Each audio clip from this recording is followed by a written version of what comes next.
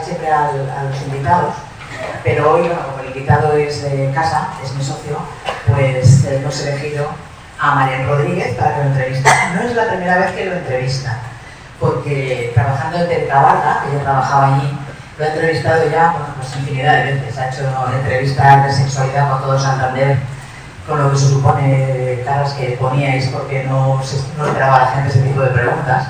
Se hicieron estadísticas, etcétera, y era en un programa que era de noche, que era semanal, y bueno, pues no es la primera vez que lo entrevista, luego ya se conocen bastante. Muchísimas gracias, Marian, porque además ella vive en Bilbao y ha venido solamente para estar con nosotros. Y Carlos, pues en tu casa, como siempre. Gracias a todos por venir.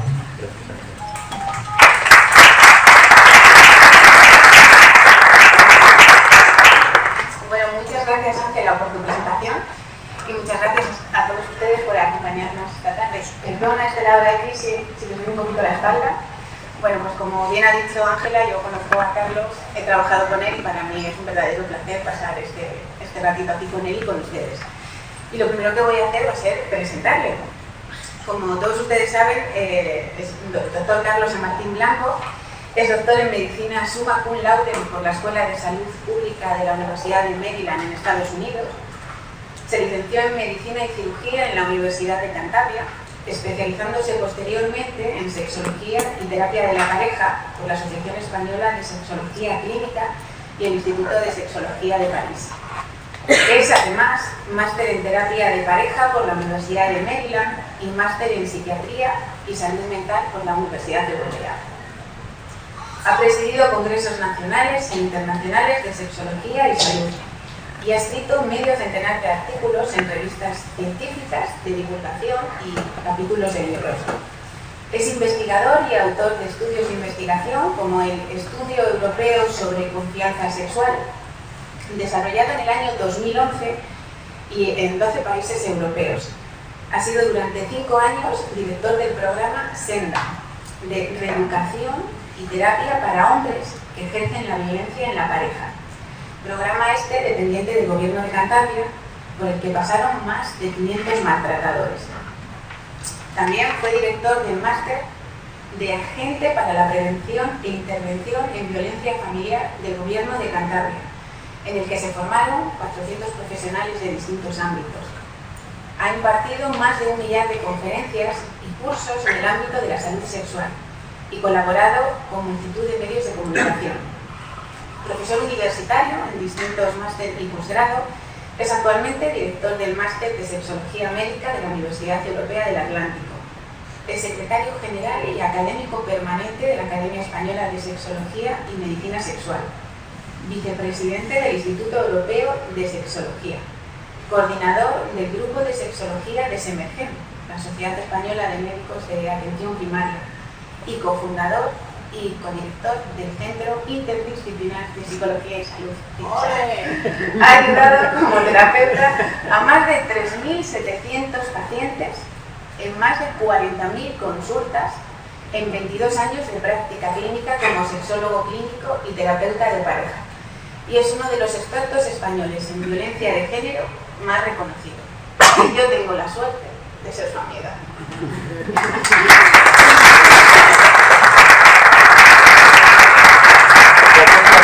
Pero nuestra risa, nuestra complicidad viene de la palabra interdisciplinar, ¿verdad? Sí, te costaba en antena decirlo. Sí, las primeras veces en directo, que sin ayuda de chuleta tenía que decir, la verdad es que ahí era distinto, porque ahí lo teníamos que hacer un poquito más corto, porque en directo es en directo, y entonces era doctor Carlos San Martín Blanco, médico psicoterapeuta sexual y de pareja, coordinador del Centro Interdisciplinar CILSA. Y en este interdisciplinar, al principio, que ustedes pensaban que es una tontería, no vean cómo me costaba. Por eso la risa cómplice que hemos tenido. ¿Qué tipos aquellos años? Pues unos tiempos muy bonitos que yo recuerdo con muchísimo cariño. Nos lo pasábamos muy bien y bueno, creo que también visibilizábamos un poco, intentábamos normalizar la sexualidad y la salud sexual dentro de la población de Cantabria, que en aquel momento, hablamos de hace más de una década, pues no era tarea fácil. Pero yo creo que lo conseguís. Yo creo que sí, claro que sí. Vamos con la introducción a estas jornadas. Las relaciones amorosas son una de las relaciones afectivas más buscadas por la mayoría de la gente, ya que una buena relación puede contribuir de manera importante a nuestro bienestar y felicidad. Pero también es cierto que, por el contrario, los conflictos de parejas, las rupturas y las decepciones son un frecuente y serio motivo de frustración y de sufrimiento. Aunque el amor en sí mismo debería ser siempre un sentimiento sano, desgraciadamente no todas las formas de querer son adecuadas y algunas de ellas son directamente perversas. Vamos a intentar, con la ayuda de nuestro invitado, entender mejor estas relaciones malsanas, que muchas veces son el caldo de cultivo de situaciones de violencia de género, cuyo Día Internacional hemos conmemorado el pasado 25 de noviembre. Carlos, ¿sufrimos ahora más que antes por amor o por desamor? Pues yo creo que sufrimos en general mucho. El amor, en términos generales, como emoción, como sentimiento, es capaz de generar una cierta bipolaridad, ¿no? Nos ofrece quizás las mejores emociones, el mayor nivel de afectividad, el mayor nivel de apego, de vínculo, pero también es una fuente casi inagotable de sufrimiento, especialmente para algunas personas que están embarcadas en este tipo de relaciones tóxicas, perversas, como las queramos denominar. Por tanto, el amor en sí mismo es una emoción, un sentimiento complejo, y el amor de pareja en especial nos expone a un posible sufrimiento en muchísimas ocasiones. Yo no sé si sufrimos ahora más o menos que antes por amor. Yo sí sé que sufrimos mucho porque yo sufro con mis pacientes, les acompaño en ese proceso de sufrimiento, y sin duda alguna uno de los aspectos que más puede alterar nuestra salud, nuestro bienestar, son los conflictos afectivos. Son las situaciones de crisis en pareja, son los conflictos relacionales, son las rupturas. Fíjate, la Asociación Americana de Psiquiatría, que de alguna manera es el tótem en el mundo de la salud mental, hace unos años sacó una especie de clasificación en relación a cuáles eran los principales motivos de sufrimiento humano, de trauma emocional. El primer motivo es la muerte de un hijo. Creo que con eso casi todos podemos estar de acuerdo. Sin embargo, el segundo motivo es la ruptura de la pareja, por delante de la muerte de la pareja, por ejemplo. Sí. Sí, porque el duelo de una ruptura conceptualmente es distinto al duelo de una muerte, ¿no? Ante el duelo de una muerte no te puedes resistir. Ante el duelo de una ruptura puedes generar una serie de fantasías en relación a la posible continuidad de la relación, en relación a si yo puedo acabar de convencer al otro para que vuelva conmigo. Una muerte es un proceso irreversible e independiente de nosotros. Por tanto, como digo, el concepto de amor desgraciadamente está demasiado asociado al concepto de sufrimiento, al concepto de duelo, al concepto de dolor, y quizás últimamente sufrimos un poco más por amor porque también ponemos en la relación de pareja muchas más expectativas de las que poníamos antes. Ahora buscamos un nivel de felicidad en el ámbito de la relación de pareja que décadas atrás posiblemente no buscábamos. Ahora tendemos a poner, es posible que demasiados huevos en el cesto del amor. ¿Y a qué sentido eso? Yo creo que hay un elemento cultural muy importante. Siguen teniendo plena vigencia todos los mitos, toda la mitología del amor romántico. Desgraciadamente además vemos que no solo tiene plena vigencia, sino que estamos recuperando cada vez más esa mitología, que nos hace pensar que tenemos que buscar el bienestar en el otro, proyectamos nuestra felicidad en el otro. Es más, le decimos, es que no me haces feliz, como si hacerme feliz a mí fuera responsabilidad del otro y no responsabilidad mía. Entonces con eso ya directamente nos exponemos a que nuestro bienestar no es una percepción propia, no es una actitud ante nuestra propia vida, sino que pasa a manos ajenas, pasa a manos del otro. Y claro, el otro va a aplicar un criterio de lo que a mí me hace feliz basándose en su propio concepto de felicidad o de bienestar. Y ahí es donde empiezan a surgir los problemas. Quizás no es que no me hagas feliz porque no quieres, sino porque no sabes cómo hacerlo, o porque tu concepto de bienestar o de felicidad se aleja mucho del mío. Lo que a ti te hace feliz a mí me puede frustrar profundamente.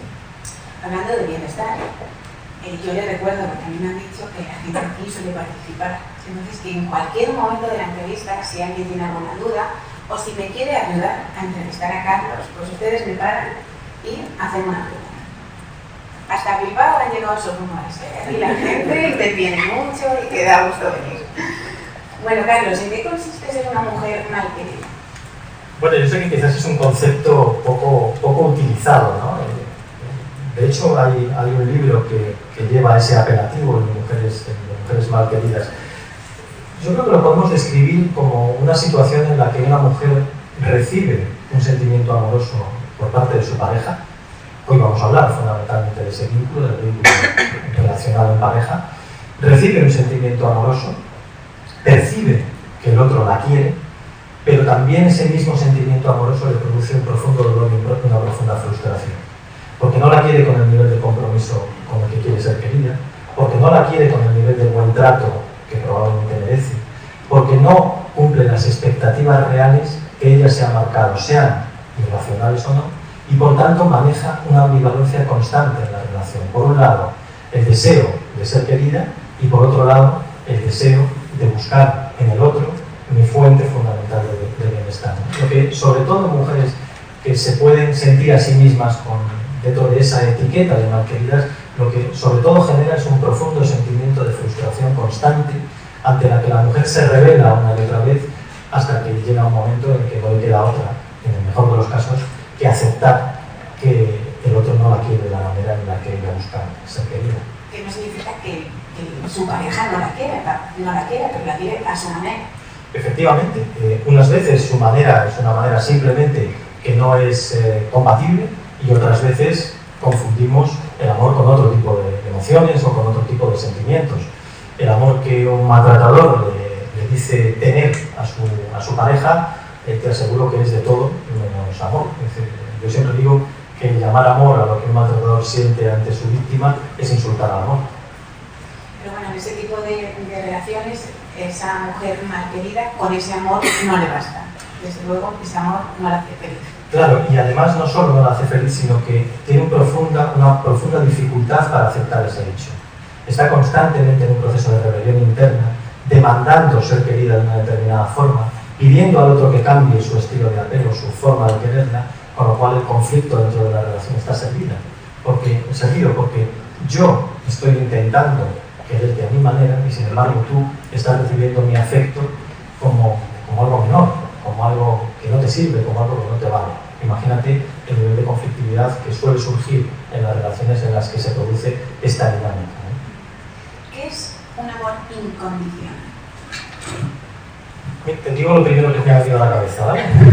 Es un amor peligroso, un amor incondicional, salvo un amor que yo creo que es casi instintivo el que sea incondicional, que es el amor materno, que es ese amor que nace de la necesidad por parte del niño de tener un vínculo y por parte de la madre de casi un instinto, como digo, y ese amor sí que se manifiesta a lo largo de la vida con incondicionalidad.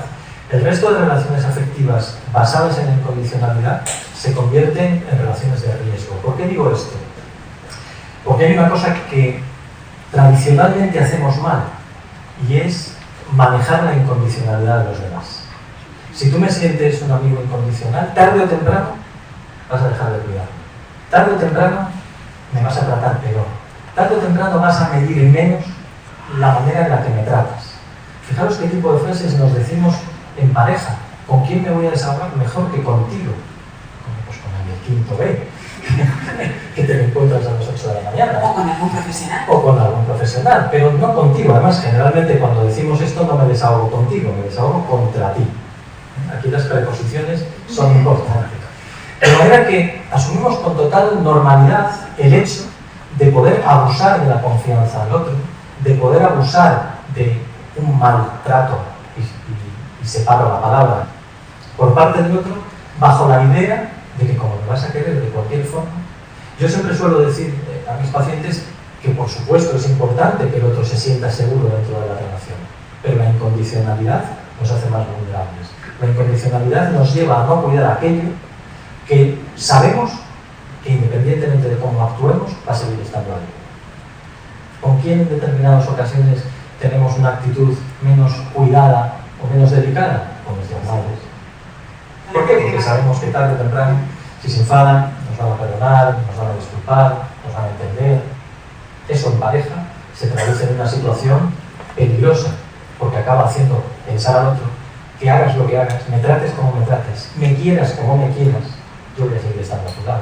Y si encima lo sigo estando, estoy reforzando tu idea y estoy cumpliendo un poco ese patrón de la incondicionalidad. Por tanto, sentimiento amoroso e incondicionalidad son malos compañeros de viaje. Si yo les pregunto a ustedes, ¿quién cree que es más susceptible de sufrir por amor? si una mujer fuerte, segura de sí misma, de estas que no se le pone nada por delante, o una mujer más sensible, más tímida, más... ¿Ustedes quién creen que es más susceptible de sufrir por amor?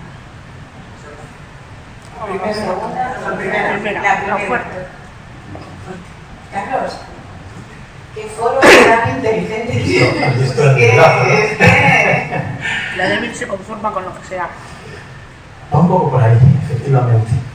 Generalmente la mujer que se reconoce como más vulnerable casi da las gracias porque alguien la elija, ¿no? Porque alguien quiera estar con ella, porque alguien mantenga una relación.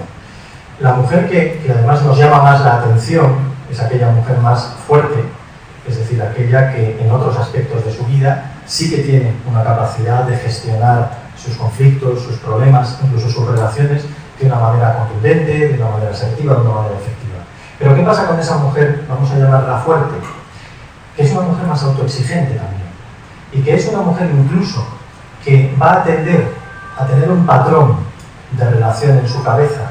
Es decir, la que se siente elegida, esa mujer más vulnerable, esa que se conforma de alguna manera con el hecho de que la elijan, va a tener una exigencia, va a tener una expectativa menor que la mujer que se sabe valiosa y que ante esa percepción de valía lo que va a buscar inexcusablemente es un hombre con quien poder desarrollar ese potencial. Y ante eso puede estar más expuesta a una situación de sufrimiento, incluso en función de con quién dé, porque si esa mujer da con un machista anónimo, lo que se puede encontrar perfectamente es que su pareja se plantee conseguir el objetivo de la fiebrecilla domada. Qué mejor cosa que te planche las camisas una física nuclear. Eso refuerza enormemente tu autoestima. ¿Y ese es el complejo de la fiebrecilla domada? El síndrome de la fiebrecilla domada. Entonces es esa actitud machista, anónima, en la cual yo evidentemente estoy encantado con que mi mujer trabaje siempre y cuando después cumpla con sus obligaciones. Yo no soy machista, dejo que mi mujer trabaje. En casa y fuera de casa. Es estupendo para la economía familiar que lo haga. Y además, yo tengo la suerte de que una física nuclear se encarga de mi cuidado como hombre de cumplir con sus obligaciones. Yo tengo que reconocerles que en un primer momento pensé que serían las segundas, estas mujeres más sensibles, más vulnerables, más... No todo es lo que parece. No. ¿Qué hacen las mujeres más queridas por amor, Carlos? Pues mira, hacen todo. Sobre todo se autodestruyen. Sobre todo dejan de reconocerse a sí mismas, dejan de identificarse a sí mismas en su propio valor, en su propia valía, porque están constantemente proyectadas a la búsqueda de una determinada forma, de un patrón determinado de vínculo, de un patrón determinado de relación con el otro. ¿Y qué ocurre? Que, como decíamos antes, el mero hecho de tener a alguien a tu lado hace que asumas un cierto sentimiento de dolor lógico, de dolor normal ante una relación de conflicto, ante una relación que en el fondo sabes que no te está satisfaciendo, que en el fondo sabes que no cumple con tus expectativas, que no te hace feliz en definitiva. Pero eres capaz absolutamente de todo. De negarte a ti misma, eres capaz de aguantar esa frase tan lapidaria que quizás ahora la decimos un poquito menos, pero que ha estado acompañando la memoria colectiva de la mayor parte de las mujeres, en especial en nuestra cultura, que es tu hija aguanta. Bueno, es que tengo problemas con mi pareja. Bueno, tu hija aguanta, lo que tienes que hacer es aguantar. A mí también me hace mucha gracia perversa la otra frase, ¿no? La de, es que no lo sabes llevar por tu pareja, como si los hombres fuéramos un coche, ¿no? Es que el problema es que tú no la sabes llevar. Esa tendencia a la culpabilización del otro. Por cierto, estas mujeres malqueridas, una cuestión que manejan inexcusablemente es la culpa. El problema es mía, es decir, yo no merezco esa forma de amar. Yo no merezco que él se comprometa, que él me elija, que él quiera estar conmigo. Por tanto, fijaros el nivel de vulnerabilidad desde el cual establecen esa vinculación con sus parejas. ¿Qué papel juega la cultura en todo esto? Yo creo que es todo cultura. Es todo en base a dos elementos culturales absolutamente esenciales de entender. Por un lado, un sistema patriarcal plenamente vigente, luego hablaremos un poquito de ello. Un sistema patriarcal que quizás no es tan visible a bote pronto, pero en el que todavía estamos empapados hasta la médula. Es seguimos siendo criados en el machismo, seguimos teniendo infinidad de detalles cotidianos que cosifican a la mujer, infinidad de situaciones cotidianas en las cuales vemos como todavía el machismo impregna a la sociedad.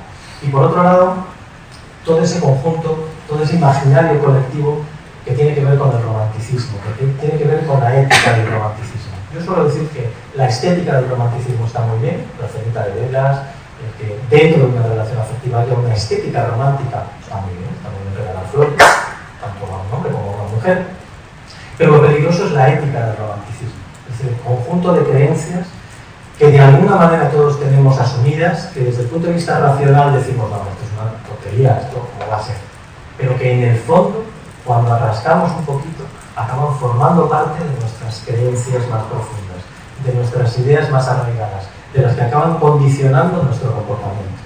Yo quiero preguntar algo antes de continuar. Esa educación de la que hablamos en esta generación, ¿quién la transmite? ¿Los padres, las madres, ambos, abuelos? Pues la transmitimos todos, la transmite la sociedad en su conjunto. Hombre, por supuesto, lo primero que un niño ve en su entorno más cercano es el modelo familiar. Somos monos, se nos olvida con demasiada frecuencia. Por tanto, aprendemos a través de un aprendizaje vicario, a través de un modelado por imitación. Por tanto, las figuras parentales son determinantes sobre todo en los primeros años de la vida. Le decía un padre a su hijo, hijo, ten cuidado por dónde vas. Y el hijo le contestó, no papá, ten cuidado tú, que el que va detrás soy yo. Por tanto, el modelo es absolutamente determinante. ¿Qué ocurre? Que los padres no lo controlan todo, que luego hay un montón de influencias ambientales que determinan la adquisición de ese tipo de cuestiones.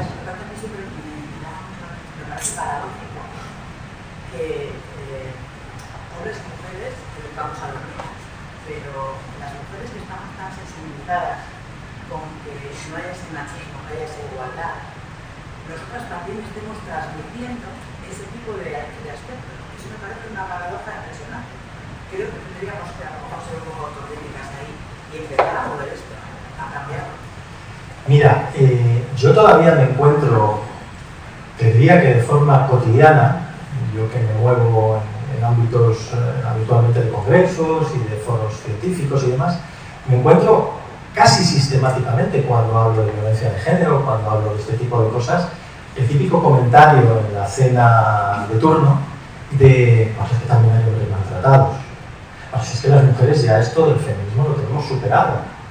Y yo creo que quien piense así, siendo mujer además, se equivoca doblemente, porque indudablemente el machismo no es una cuestión de hombres y de mujeres, estoy totalmente de acuerdo contigo. Y yo creo que en ese sentido, así como los hombres, por lo menos algunos, poquito a poco nos vamos planteando o replanteando estas cuestiones desde la aceptación de nuestro propio machismo. Todos hemos sido educados en el machismo. Yo creo que la persona que diga que no es machista miente o se desconoce. No sé qué será peor. Pero en todo caso creo que el cambio en todo esto pasa por el reconocimiento de nuestra propia educación. Y a partir de la conciencia de lo que soy, de la influencia que he tenido, puedo ser capaz de reinventarme, pero no a través de la negación. Si yo niego la educación que he recibido, difícilmente voy a ser capaz de poderla cambiar, de poderla mejorar, de poderla modificar. Por tanto, yo creo que también, no solo los hombres, sino que también las mujeres tenéis mucho que decir en ese sentido, desde el punto de vista no de proyectar únicamente la culpa hacia los hombres, que la tenemos en nuestra medida, sino hacia la responsabilidad de las propias mujeres como educadoras y como transmisoras de los valores machistas, patriarcales, que seguimos teniendo presentes cada día en cada escenario vital. Para mí, y quizás soy un poco radical en esto, una chica que se presta en los medios de comunicación a algunas de las cosas que algunas chicas se prestan, a mí me parece totalmente sorprendente. Y de alguna manera creo que eso contribuye a esa transmisión de este sistema patriarcal, que no olvidemos, tiene tanta trascendencia como que está detrás de todo esto que estamos comentando. Esto que estamos comentando hoy es un poco la base, pero como veis se asienta sobre todo en un sistema social, que es el sistema que seguimos manteniendo, por cierto, con mucha más vigencia de la que pensamos. Solo hay que echar un vistazo a cómo se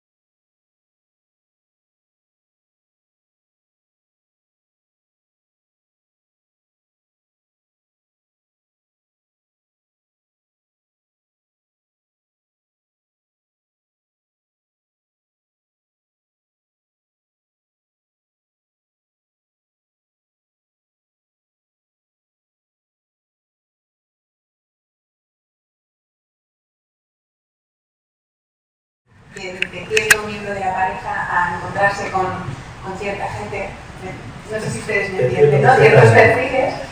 Mira, una cosa que a mí me ha enseñado este oficio es no creer en las casualidades. Yo creo en las causalidades. Creo en el azar, creo en la suerte, pero no creo en la casualidad. Porque yo pienso que todo tiene una explicación última, que todo ocurre, este tipo de cuestiones, evidentemente todo ocurre por algo. La elección de pareja puedo asegurarte que no ocurre al azar. Cuando yo a algunos de mis pacientes les digo, ¿y por qué elegiste a Fulanito o a Fulanita? Y les intentas explicar un poco las conclusiones a las que puedes haber llegado en cuanto a su sistema de elección y se lo trasladas, te miran como las vacas al tren, como decimos en esta tierra, ¿no? Diciendo, no, yo eso no lo he hecho. Yo cómo me voy a dar cuenta de todas esas cosas nada más conocer a alguien. Sí. No elegimos al azar. Es más, no me quiero meter en profundidades, pero elegimos en base a patrones de elección que tenemos asociados desde nuestra infancia. Muchas veces elegimos versiones de nuestro padre, de nuestra madre, o muchas veces elegimos a alguien que va a ser capaz de generar en nosotros el tipo de apego al que yo estaba acostumbrado. Te voy a poner un ejemplo. Si yo he vivido en una situación de apego ansioso, de apego inseguro, he tenido un padre con una relación afectiva muy ambivalente conmigo, es decir, muy castrador, muy criticador, muy negativizador, y luego por otro lado me daba la otra alternativa, positiva, amorosa, con lo cual yo he desarrollado la idea de que el sentimiento amoroso es un sentimiento ante el cual yo reacciono de esa forma ambivalente, me genera cierta angustia, me genera cierta ansiedad. Aparentemente eso es tremendamente negativo, tendríamos que intentar evitarlo en nuestra vida adulta. Bueno, pues cuando somos adultos elegimos parejas que su estilo vincular, su estilo de apego es exactamente el mismo que el que yo establecí con mi padre en su vida. Somos recurrentes. O sea, puede que falle esa pareja, busco otra exactamente La igual. tendencia es a la recurrencia en los modelos de elección. La tendencia es a buscar personas con las que yo pueda desarrollar mi guión afectivo. Y lo hago. Y cuando esa relación me sale mal, a no ser que yo tome una posición razonablemente autocrítica y esa relación me permita aprender y me permita crecer, voy a repetir ese patrón. Lo mismo que cuando existen historias de abandono.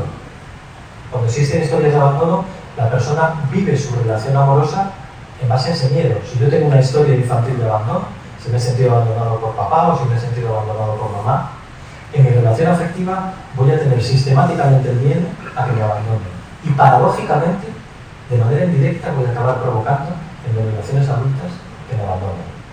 ¿Por qué? Porque me voy a volver controlador, porque me voy a volver celoso, porque me voy a volver inseguro, porque me voy a volver machacador. Y con todo eso va a llegar un momento en que, aunque esto suene un poco perverso, se va a cumplir mi profecía y tú me vas a acabar abandonando. Con lo cual, yo tendré razón, todo el mundo me abandona. A veces los procesos son un poco paradójicos, en determinados momentos un poco perversos. Carlos, cuando las mujeres estamos en pareja, tenemos la necesidad de endiosar a nuestro compañero, de endiosarlo. Esa es la tercera pata de banco. Esa tendencia a colocar al otro en un pedestal, ¿no? Claro, tendencia que surge además desde ese primer punch que tiene la relación amorosa, que es el enamoramiento, ¿no? Esa especie de estado de atontamiento bioquímico que nos lleva a ver al otro de una manera totalmente distinta como es. El otro no es quien creemos que es, sino que nos estamos inventando a otro diferente a como realmente el otro, al cabo de un tiempo, nos vamos a dar cuenta. Y eso genera una tendencia a la idealización. El problema de la idealización, el problema del endiosamiento, no es el endiosamiento en sí mismo. Es que endiosar a alguien implica que yo me coloco por debajo de ti. Y desde el momento en que yo me coloco por debajo de ti, estoy también asumiendo una posición vulnerable. Porque a ti te voy a ver desde una posición de inferioridad y tú vas a relacionarte conmigo desde una posición de autoridad, de supremacía, de superioridad. Porque no es lo mismo, además, endiosar que admirar. Hay una gran diferencia. Claro, cuando yo te admiro desde el mismo nivel. Admiro cosas de ti que me gustan, admiro cosas de ti que incluso puedo envidiar, pero no me coloco por debajo. Cuando alguien dice, yo tengo que admirar a mi pareja para que me guste, bien, estupendo, pero lo hablo, lo veo y lo vivo desde una posición de igualdad. Cuando yo idealizo al otro, cuando yo coloco al otro en una posición de endiosamiento, a la vez yo me estoy haciendo pequeñito o pequeñita. Y eso me coloca de nuevo en una posición vulnerable. Fijaros que ya hemos identificado claramente 3 posiciones de vulnerabilidad ante la relación, ante el vínculo afectivo. La incondicionalidad, esa idealización desde el endiosamiento y ese sentimiento de perseguir algo, de perseguir una forma de querernos por encima incluso de mi propio bienestar. El hecho de renunciar a mi yo únicamente por el hecho de tener algo amigable. Es muy difícil el proceso de que una mujer se dé cuenta de que es mal querida y llegados a este punto, ¿es fácil salir de ahí y curarse de ese mal de amor? Bueno, yo diría que es posible. Pero evidentemente hay situaciones en las que luego puede haber unas consecuencias de este sistema relacional.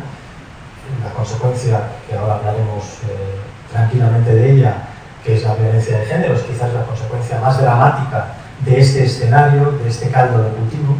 Y por supuesto que es posible salir. De hecho, el trabajo de quienes trabajamos en este ámbito tiene sentido precisamente porque acompañas a mujeres que son capaces de sobreponerse a estas relaciones tan adictivas además y son capaces de establecer vínculos sanos en el futuro.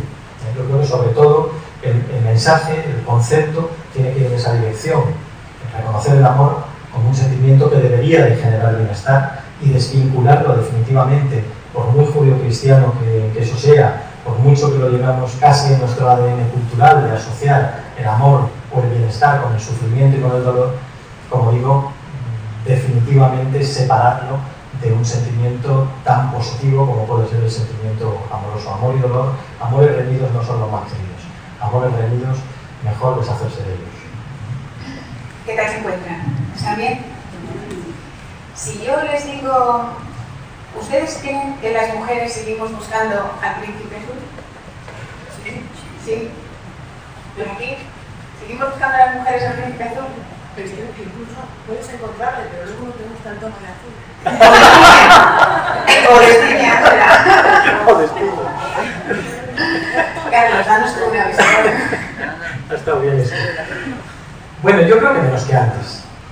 Yo tengo la sensación de que quizás las mujeres jóvenes están más empoderadas, aunque no todo lo empoderadas que a mí me gustaría que estuvieran, pero sí es cierto que están más empoderadas, quizás no persiguen tanto a ese príncipe azul. Pero buscan un conde. Igual le han degradado. Quiero decir, no han superado del todo la idea de que no necesito un rescatador. Cuidado con los cuentos infantiles, sobre todo las que tengáis hijos pequeñitos. No les hagáis el fastidio a vuestros hijos de contarles cuentos tradicionales, la Cenicienta, Blancanieves, en que siempre hay una figura masculina, rescatadora, en que siempre cuánto daño han hecho los cuentos infantiles, ¿no? Entonces, es lo que yo decía antes, de acuerdo, si lo vemos desde una posición racional, todos decimos que Carlos es un exagerado, pero es que el pozo está ahí, el sistema de creencias, como yo decía antes, lo que nos va empapando en nuestra idea inconsciente sobre las cosas, acaba revelándose cuando elegimos, ante la expectativa que tenemos, ante cómo vemos al otro. ¿Cómo yo voy a elegir un sapo? Pero ¿cómo me puedo haber equivocado y haberme enrollado con un sapo? Entonces, aunque me esté dando cuenta de que es un sapo, por lo menos no le voy a bajar de fondo. ¿Por qué? Porque el hecho de darme cuenta que mi elección no ha sido la apropiada me lleva inmediatamente a la toma de una decisión, la ruptura, y al reconocimiento de que me he equivocado, en quien he colocado, hacia quien he proyectado mi relación amorosa. Por tanto, el tema del príncipe no solo tiene que ver con la expectativa irracional hacia el otro, no tiene solo que ver con la idea de que necesito un hombre maravilloso que me solucione la vida y que me haga feliz, sino que también tiene que ver con cierto sentimiento, la aceptación de cierto sentimiento de fracaso en el momento de haber elegido a alguien que luego no era tal príncipe, sino que me doy cuenta rapidito de que es un sapo desagradable con brotes. ¿Cómo ven los hombres a las mujeres más queridas? ¿Qué percepción tienen ellos? Porque no sé si ellos realmente se dan cuenta de que no están recibiendo lo que ellas esperan, o no sé si ellos se dan cuenta que realmente la relación tiene un problema, si ellos lo ven tan normal. Bueno, el hombre que se relaciona con una mujer mal querida, lo que hace es abusar de esa situación de privilegio. Como se abusa de todo aquello incondicional, como se abusa de todo aquello que sabes que independientemente de cómo lo trates, va a seguir estando ahí, ¿no? Al final, para ellos, ¿a quién le amarga un dulce? ¿A quién le amarga ser idealizado? ¿A quién le amarga ser el dios de su casa? ¿A quién le amarga el tener siempre la oportunidad de salirte con la tuya? ¿A quién le amarga que se hagan siempre las cosas a tu manera? Por tanto, en este caso, esa mujer incondicional, esa mujer que aunque reconoce que el sentimiento amoroso del otro no es sano, le genera dolor, pero lo mantiene, esa mujer lo que transmite al otro es esa incondicionalidad. Y por tanto, el hombre lo que hace es aprovecharse claramente de esa circunstancia. Por cierto, tendiendo también a desvalorizarla, tendiendo también a que el hecho de que ella manifieste esa incondicionalidad genera en él una respuesta de cierto desinterés afectivo hacia él. O sea, que ellos se encuentran comodísimos en Sí, esa situación. y ellas acaban provocando el efecto contrario del que buscarían tener en ellos, ¿no? En vez de buscar ese incremento de tu apego, que me quieras más, lo que acabo generando es que me quieras, no sé si menos, pero en todo caso seguro que mucho peor. ¿Consideras que la violencia de género es una de las formas más extremas de mal querer? No me cabe la menor duda. Siempre decimos, la violencia de género tiene su origen en el patriarcado, en el machismo, incuestionablemente. Evidentemente se pueden producir conflictos relacionales que pueden tener que ver con una forma inapropiada de quererse, que no tienen que ver con la violencia de género. Por tanto, no siempre que hay una situación de amor disfuncional, por llamarlo de alguna forma, hay detrás una experiencia de violencia de género. Pero sí diría que en cada experiencia de violencia de género sí que hay detrás una situación en la que la mujer se coloca, o el hombre la coloca, en una posición de desventaja desde una actitud patriarcal. Cada vez hay más visibilidad, hay más campañas para prevenir la violencia de género. Se anima más desde la televisión y desde otros ámbitos a que las mujeres maltratadas denuncien. Yo no sé si ustedes han notado el aumento de esas campañas en los últimos tiempos. ¿Ustedes creen que todas estas campañas han ayudado a que las víctimas de violencia de género denuncien más? ¿Creen que es directamente proporcional, que ahora sí que se denuncia más? ¿Se podría hacer algo? ¿Ustedes piensan alguna otra forma para incentivar, para que las víctimas se sientan más seguras, más protegidas y se animen a dar el paso? Algo menos radical. Yo creo que una de las principales cosas es que a la víctima de violencia de género se le trata como una víctima y siempre se le acaba echando la culpa de cierta forma. Entonces eso hace que la víctima sienta vergüenza y no exponga la situación y se quiere callar. ¿Y creen que están suficientemente protegidas? No. Alba acaba de decir una cosa muy interesante, con la que yo estoy de acuerdo. Somos incluso patriarcales a la hora de tratar a las víctimas de violencia de género. Esto es un poco, vuelvo a utilizar la palabra perverso. Si tomamos una posición de sobreprotección, tomamos una posición de casi ver a la víctima de violencia de género como una pobrecita que necesita la ayuda de todo el sistema social. Y la estamos tratando justo como no necesita ser tratada. Yo siempre insisto en que una de las cosas que los profesionales no tenemos que hacer es hacernos cargo de las víctimas, tomar decisiones por ellas. Nosotros tenemos que ser únicamente sus acompañantes. Nosotros tenemos que ayudarlas en un recorrido, en un camino vital, para poder conseguir salir o no de esa situación violenta. Pero incluso, como digo, como decía Alba, desde esa actitud bien intencionada, que no digo que no lo sea, incluso caemos en posiciones machistas a la hora de ayudar a las víctimas. Y en relación a lo que decías de la denuncia, a mí no me gustan un pimiento las campañas que invitan a denunciar, ni un pimiento. No solo no me gustan, sino que las considero contraproducentes. Lo que hay que decirles a las mujeres es: no estáis solas. Ahora hay una campaña del Ministerio que dice hay salida, me parece una frase razonable. Es decir, la denuncia es la consecuencia de un proceso, no es el inicio de un proceso. ¿Cómo yo le voy a decir a una mujer que no es capaz de reconocer que está expuesta a una situación de violencia en casa, cómo le voy a decir que denuncie, que empiece la casa por el tejado? Quien dice denuncia es que no conoce el proceso, es que no conoce la vivencia y la experiencia de una mujer que está siendo víctima de maltrato. Por tanto, lo que tenemos que hacer es empujar a la visibilización. Y hay algo que yo creo que también tenemos que hacer, y es marcar al maltratado. Este no es un problema de las víctimas, es un problema de los agresores. Es un problema de los hombres que a otros muchos hombres nos generan un profundo sentimiento de asco y un profundo sentimiento de vergüenza como hombres, que cada vez más hombres, además, creo, nos visibilizamos en ese sentido, pero tenemos que poner el foco en el maltratado. Ahora ha habido estos días una campaña precisamente del gobierno de Cantabria dirigida al maltratado. El eslogan era "Hazte un hombre". Creo que ese es el camino. Socialmente marcar al maltratador. Cuando un hombre haga un comentario público o privado o a través de una red social machista, sexista, peligroso, porque esto no es una cuestión ideológica, esto es una cuestión de riesgo social. Creo que todas y todos sabéis las cifras que manejamos en nuestro país, en el mundo. 1 de cada 2 mujeres asesinadas en el mundo, 1 de cada 2 que es asesinada, lo es a manos de su pareja o su expareja. 1 de cada 2. 1 de cada 3 mujeres en el mundo sufre violencia de género. No solo en el ámbito intrafamiliar. También me gustaría que cuando habláramos de violencia de género, la cabeza se os fuera no solo a la violencia en la pareja, se os fuera también a la violencia que sufren las mujeres por el mero hecho de serlas fuera del entorno familiar. 150 millones de niñas han sufrido mutilación genital femenina. 150 millones. 1 de cada 3 niñas es agredida sexualmente en el mundo. 1 de cada 3. En España, 1 de cada 4 mujeres han sufrido algún tipo de abuso sexual. 1 de cada 4. Echad la cuenta, las mujeres que estáis aquí, y entre vosotras habrá mujeres que habéis sufrido algún tipo de abuso sexual. Por tanto, no estamos hablando de una ideología, estamos hablando de un sistema social que lo que hace es exponer a la mitad de la población al incumplimiento de sus derechos humanos.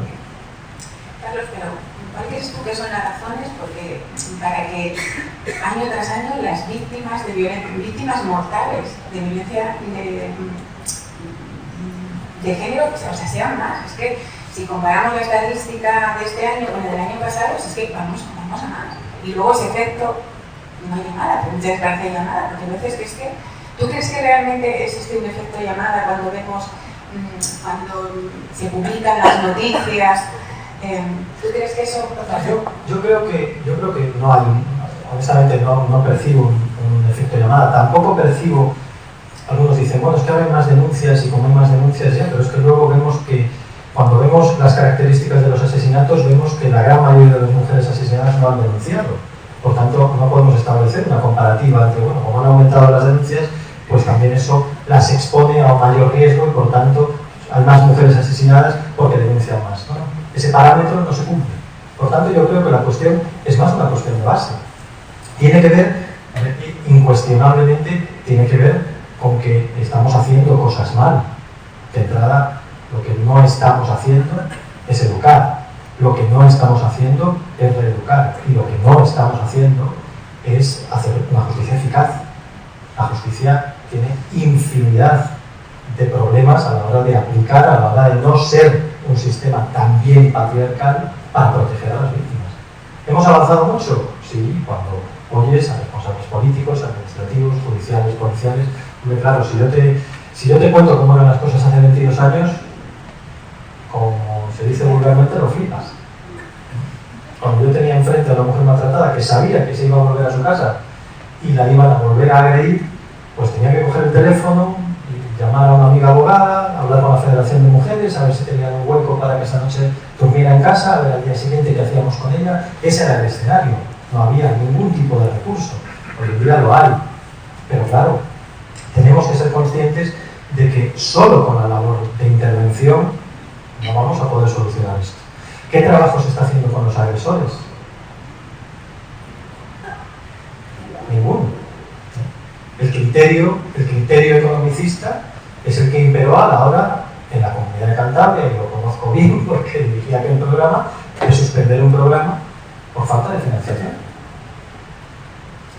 Entonces no hay una apuesta real en la preocupación de los agresores no hay una apuesta real en la reeducación social, es decir, la lucha claramente, vamos a ver, tenemos una ley fantástica del año 2004, la ley de igualdad, con sus defectos, con una ley que era necesaria en aquel momento, por tanto, tenemos un marco legal. Y sin embargo, seguimos permitiendo que nuestros hijos escuchen canciones de reggaetón con letras absolutamente ofensivas y cosificadoras, o anuncios de televisión, como uno muy reciente, que el otro día en las jornadas, una de las ponentes declaró a esa marca de coches, marca non grata, un anuncio de una marca de lujo, que es Aston Martin, que si no lo habéis visto, es una imagen en la que aparece el cuerpo semidesnudo, una chica estupenda. El coche, la marca está anunciando sus coches de segunda mano, y la frase que pone en inglés es: no te importa que sea de segunda mano, ¿verdad?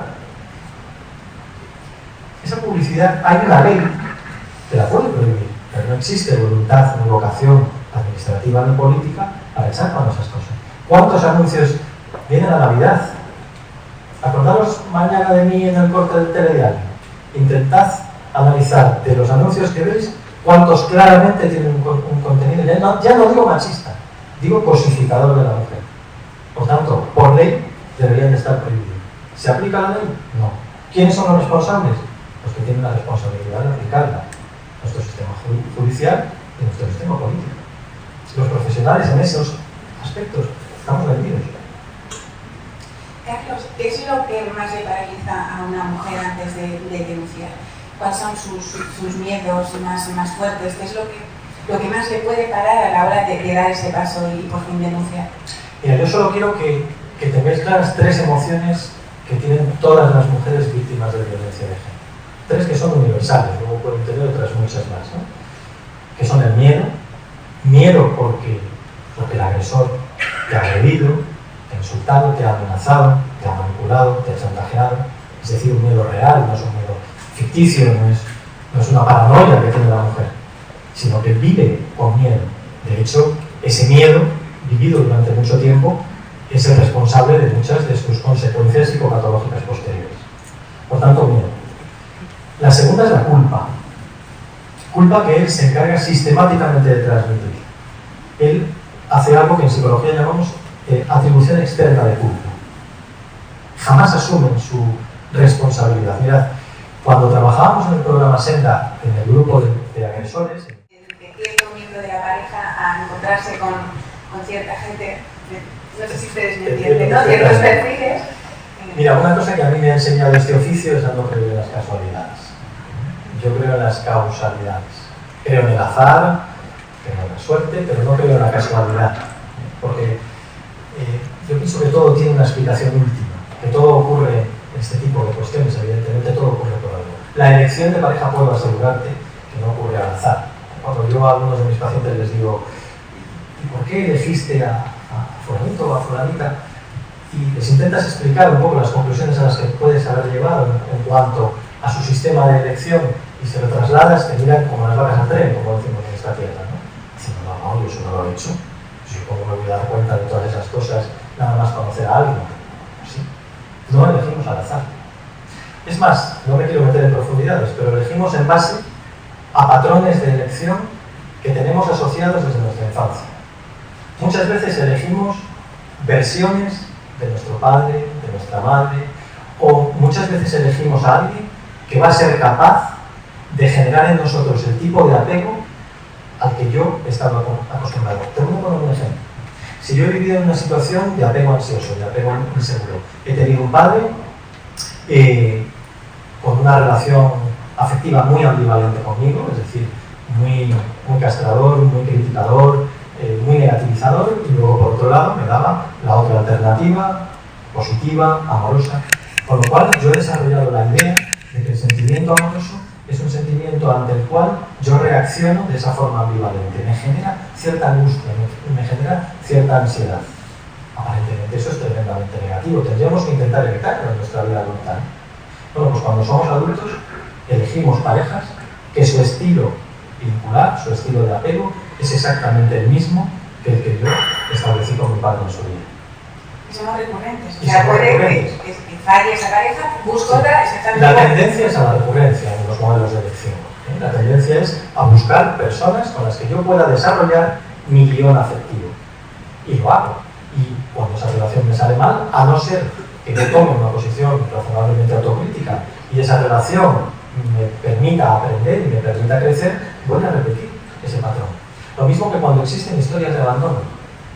Cuando existen historias de abandono, la persona vive su relación amorosa en base a ese miedo. Si yo tengo una historia infantil de abandono, si me he sentido abandonado por papá o si me he sentido abandonado por mamá, en mi relación afectiva voy a tener sistemáticamente el miedo a que me abandonen. Y paradójicamente, de manera indirecta, voy a acabar provocando en mis relaciones adultas que me abandonen.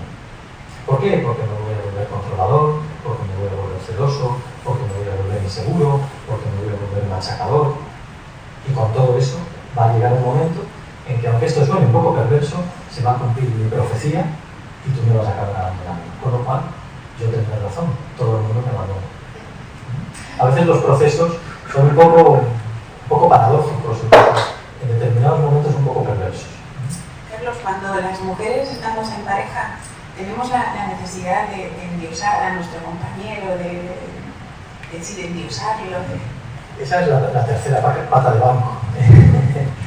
Esa tendencia a colocar al otro en un pedestal, ¿no? Claro, tendencia que surge además desde ese primer punch que tiene la relación amorosa, que es el enamoramiento, ¿no? Esa especie de estado de atontamiento bioquímico que nos lleva a ver al otro de una manera totalmente distinta como es. El otro no es quien creemos que es, sino que nos estamos inventando a otro diferente a como realmente el otro, al cabo de un tiempo, nos vamos a dar cuenta. Y eso genera una tendencia a la idealización. El problema de la idealización, el problema del endiosamiento, no es el endiosamiento en sí mismo. Es que endiosar a alguien implica que yo me coloco por debajo de ti. Y desde el momento en que yo me coloco por debajo de ti, estoy también asumiendo una posición vulnerable. Porque a ti te voy a ver desde una posición de inferioridad y tú vas a relacionarte conmigo desde una posición de autoridad, de supremacía, de superioridad. Porque no es lo mismo, además, endiosar que admirar. Hay una gran diferencia. Claro, cuando yo te admiro desde mi mismo nivel. Admiro cosas de ti que me gustan, admiro cosas de ti que incluso puedo envidiar, pero no me coloco por debajo. Cuando alguien dice, yo tengo que admirar a mi pareja para que me guste, bien, estupendo, pero lo hablo, lo veo y lo vivo desde una posición de igualdad. Cuando yo idealizo al otro, cuando yo coloco al otro en una posición de endiosamiento, a la vez yo me estoy haciendo pequeñito. Y eso me coloca de nuevo en una posición vulnerable. Fijaros que ya hemos identificado claramente tres posiciones de vulnerabilidad ante la relación, ante el vínculo afectivo. La incondicionalidad, esa idealización desde el endiosamiento y ese sentimiento de perseguir algo, de perseguir una forma de querernos por encima incluso de mi propio bienestar. El hecho de renunciar a mi yo únicamente por el hecho de tener alguna mirada. Es muy difícil el proceso de que una mujer se dé cuenta de que es mal querida y llegamos a este punto. ¿Es fácil salir de ahí y curarse de ese mal de amor? Bueno, yo diría que es posible. Pero evidentemente hay situaciones en las que luego puede haber unas consecuencias de este sistema relacional. La consecuencia, que ahora hablaremos tranquilamente de ella, que es la violencia de género, es quizás la consecuencia más dramática de este escenario, de este caldo de cultivo, y por supuesto que es posible salir. De hecho, el trabajo de quienes trabajamos en este ámbito tiene sentido precisamente porque acompañas a mujeres que son capaces de sobreponerse a estas relaciones tan adictivas además, y son capaces de establecer vínculos sanos en el futuro. Yo creo que sobre todo el mensaje, el concepto, tiene que ir en esa dirección, reconocer el amor como un sentimiento que debería de generar bienestar y desvincularlo definitivamente, por muy judio-cristiano que eso sea, por mucho que lo llevamos casi en nuestro ADN cultural de asociar el amor o el bienestar con el sufrimiento y con el dolor, como digo, definitivamente separarlo de un sentimiento tan positivo como puede ser el sentimiento amoroso. Amor y dolor, amores reñidos no son los más queridos. Amores reñidos, mejor deshacerse de ellos. ¿Qué tal se encuentran? ¿Están bien? Si yo les digo, ¿ustedes creen que las mujeres seguimos buscando al príncipe azul? Sí. Pues aquí seguimos buscando a las mujeres al príncipe azul. Pero es que incluso puedes encontrarle, pero luego no te gusta el tono de azul. O destiñadora. O destino. Carlos, danos tú una visión. Ha estado bien esto. Bueno, yo creo que menos que antes. Yo tengo la sensación de que quizás las mujeres jóvenes están más empoderadas, aunque no todo lo empoderadas que a mí me gustaría que estuvieran, pero sí es cierto que están más empoderadas. Quizás no persiguen tanto a ese príncipe azul, pero buscan un conde, ¿no? Igual le han degradado. Quiero decir, no han superado del todo la idea de que no necesito un rescatador. Cuidado con los cuentos infantiles, sobre todo las que tengáis hijos pequeñitos. No les hagáis el fastidio a vuestros hijos de contarles cuentos tradicionales, la Cenicienta, Blancanieves, en que siempre hay una figura masculina, rescatadora, en que siempre cuánto daño han hecho los cuentos infantiles, ¿no? Entonces, es lo que yo decía antes, de acuerdo, si lo vemos desde una posición racional, todos decimos que Carlos es un exagerado, pero es que el pozo está ahí, el sistema de creencias, como yo decía antes, lo que nos va empapando en nuestra idea inconsciente sobre las cosas, acaba revelándose cuando elegimos, ante la expectativa que tenemos, ante cómo vemos al otro. ¿Cómo yo voy a elegir un sapo? Pero ¿cómo me puedo yo haber equivocado de haberme enrollado con un sapo? Entonces, aunque me esté dando cuenta de que es un sapo, por lo menos no le voy a bajar de fondo. ¿Por qué? Porque el hecho de darme cuenta que mi elección no ha sido la apropiada me lleva inmediatamente a la toma de una decisión, la ruptura, y al reconocimiento de que me he equivocado, en quien he colocado, hacia quien he proyectado mi relación amorosa. Por tanto, el tema del príncipe no solo tiene que ver con la expectativa irracional hacia el otro, no tiene solo que ver con la idea de que necesito un hombre maravilloso que me solucione la vida y que me haga feliz, sino que también tiene que ver con cierto sentimiento, la aceptación de cierto sentimiento de fracaso en el momento de haber elegido a alguien que luego no era tan príncipe, sino que me doy cuenta rapidito de que es un sapo desagradable con brotes. ¿Cómo ven los hombres a las mujeres más queridas? ¿Qué percepción tienen ellos? Porque no sé si ellos realmente se dan cuenta de que no están recibiendo lo que ellas esperan, o no sé si ellos se dan cuenta que realmente la relación tiene un problema, si ellos lo ven tan normal. Bueno, el hombre que se relaciona con una mujer mal querida, lo que hace es abusar de esa situación de privilegio. Como se abusa de todo aquello incondicional, como se abusa de todo aquello que sabes que independientemente de cómo lo trates, va a seguir estando ahí, ¿no? Al final, para ellos, ¿a quién le amarga un dulce? ¿A quién le amarga ser idealizado? ¿A quién le amarga ser el dios de su casa? ¿A quién le amarga el tener siempre la oportunidad de salirte con la tuya? ¿A quién le amarga que se hagan siempre las cosas a tu manera? Por tanto, en este caso, esa mujer incondicional, esa mujer que aunque reconoce que el sentimiento amoroso del otro no es sano, le genera dolor, pero lo mantiene, esa mujer lo que transmite al otro es esa incondicionalidad. Y por tanto, el hombre lo que hace es aprovecharse claramente de esa circunstancia. Por cierto, tendiendo también a desvalorizarla, tendiendo también a que el hecho de que ella manifieste esa incondicionalidad genera en él una respuesta de cierto desinterés afectivo hacia él. O sea, que ellos se encuentran comodísimos en Sí, esa situación. y ellas acaban provocando el efecto contrario del que buscarían tener en ellos, ¿no? En vez de buscar ese incremento de tu apego, que me quieras más, lo que acabo generando es que me quieras, no sé si menos, pero en todo caso seguro que mucho peor. ¿Consideras que la violencia de género es una de las formas más extremas de mal querer? No me cabe la menor duda. Siempre decimos, la violencia de género tiene su origen en el patriarcado, en el machismo, incuestionablemente. Evidentemente se pueden producir conflictos relacionales que pueden tener que ver con una forma inapropiada de quererse, que no tienen que ver con la violencia de género. Por tanto, no siempre que hay una situación de amor disfuncional, por llamarlo de alguna forma, hay detrás una experiencia de violencia de género.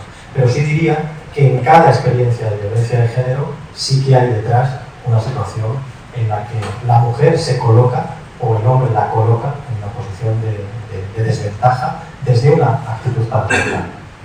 cada vez hay más visibilidad, hay más campañas para prevenir la violencia de género, se anima más desde la televisión y desde otros ámbitos a que las mujeres maltratadas denuncien. Yo no sé si ustedes han notado el aumento de esas campañas en los últimos tiempos. ¿Ustedes creen que todas estas campañas han ayudado a que las víctimas de violencia de género denuncien más? ¿Creen que es directamente proporcional, que ahora sí que se denuncia más? ¿Se podría hacer algo? ¿Ustedes piensan alguna otra forma para incentivar, para que las víctimas se sientan más seguras, más protegidas y se animen a dar el paso? Algo menos radical. Yo creo que una de las principales cosas es que a la víctima de violencia de género se le trata como una víctima y siempre se le acaba echando la culpa de cierta forma. Entonces, eso hace que la víctima sienta vergüenza y no exponga la situación y se quiere callar. ¿Y creen que están suficientemente protegidas o no? Alba acaba de decir una cosa muy interesante, con la que yo estoy de acuerdo. Somos incluso patriarcales a la hora de tratar a las víctimas de violencia de género.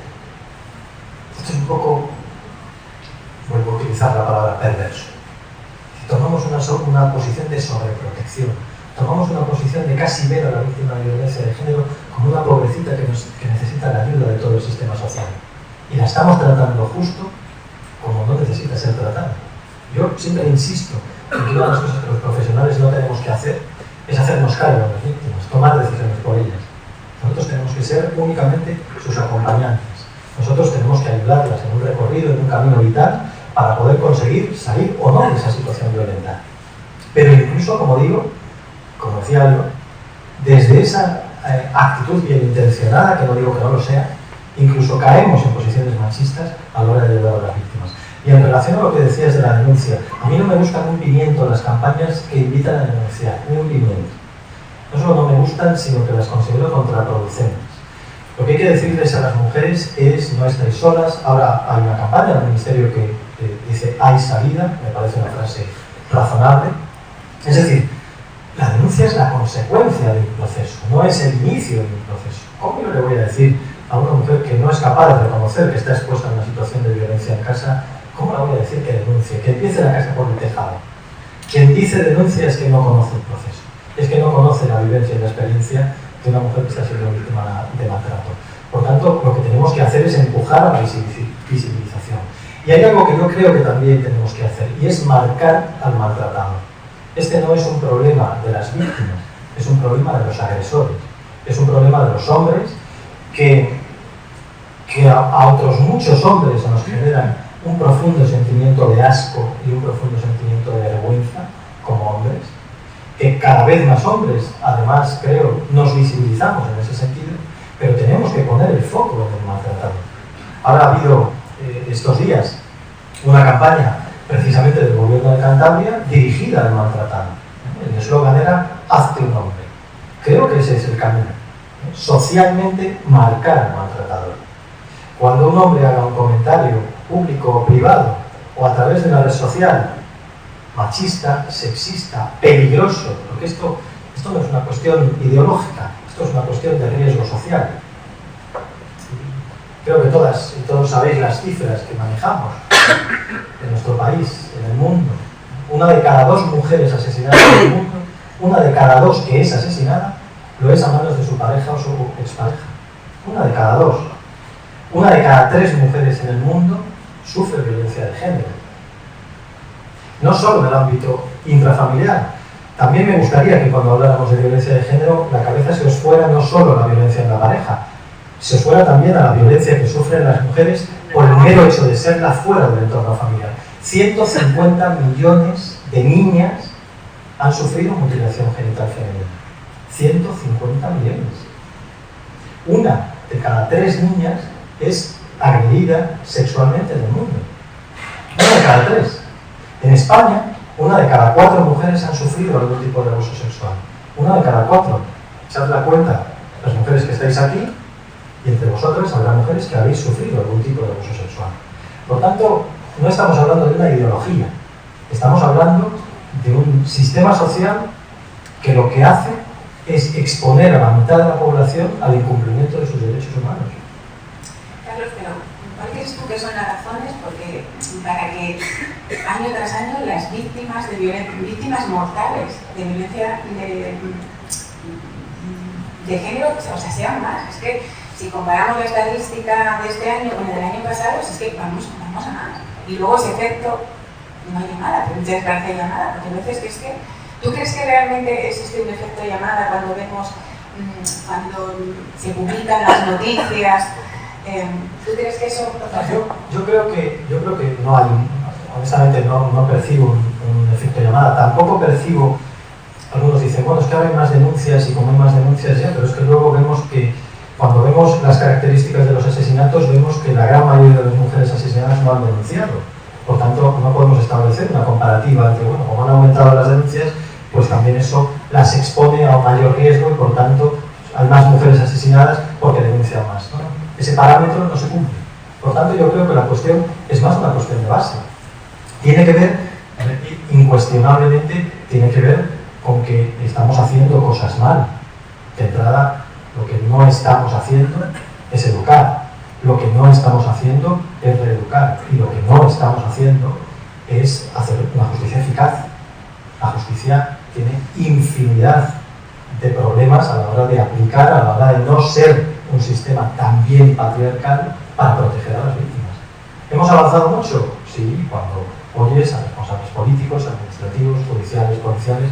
Hombre, claro, si yo te cuento cómo eran las cosas hace 22 años, como se dice vulgarmente, lo flipas. Cuando yo tenía enfrente a una mujer maltratada que sabía que se iba a volver a su casa y la iban a volver a agredir, pues tenía que coger el teléfono, llamar a una amiga abogada, hablar con la Federación de Mujeres, a ver si tenían un hueco para que esa noche durmiera en casa, a ver al día siguiente qué hacíamos con ella. Ese era el escenario, no había ningún tipo de recurso. Hoy en día lo hay, pero claro, tenemos que ser conscientes de que solo con la labor de intervención no vamos a poder solucionar esto. ¿Qué trabajo se está haciendo con los agresores? Ninguno. El criterio economicista es el que imperó a la hora, en la Comunidad de Cantabria, y lo conozco bien porque dirigí aquel programa, de suspender un programa por falta de financiación. Entonces no hay una apuesta real en la reeducación de los agresores, no hay una apuesta real en la reeducación social, es decir, la lucha claramente, vamos a ver, tenemos una ley fantástica del año 2004, la ley de igualdad, con sus defectos, con una ley que era necesaria en aquel momento, por tanto, tenemos un marco legal. Y sin embargo, seguimos permitiendo que nuestros hijos escuchen canciones de reggaetón con letras absolutamente ofensivas y cosificadoras, o anuncios de televisión, como uno muy reciente, que el otro día en las jornadas, una de las ponentes declaró a esa marca de coches, marca non grata, un anuncio de una marca de lujo, que es Aston Martin, que si no lo habéis visto, es una imagen en la que aparece el cuerpo semidesnudo, una chica estupenda. El coche, la marca está anunciando sus coches de segunda mano y la frase que pone en inglés es: no te importa que sea de segunda mano, ¿verdad?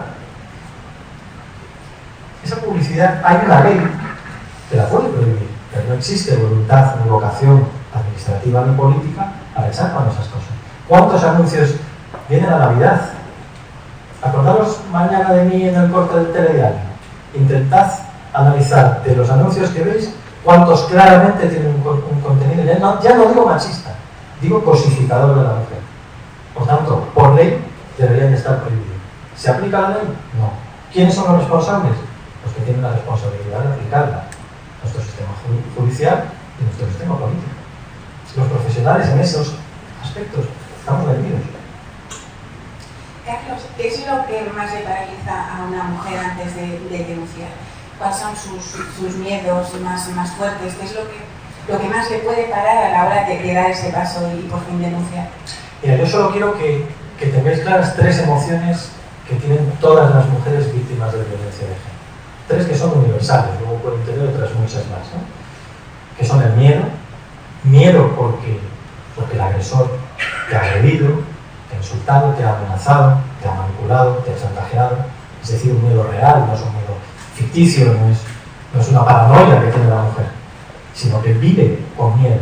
De hecho, ese miedo, vivido durante mucho tiempo, es el responsable de muchas de sus consecuencias psicopatológicas posteriores. Por tanto, miedo. La segunda es la culpa. Culpa que él se encarga sistemáticamente de transmitir. Él hace algo que en psicología llamamos atribución externa de culpa. Jamás asumen su responsabilidad. Mirad, cuando trabajábamos en el programa Senda, en el grupo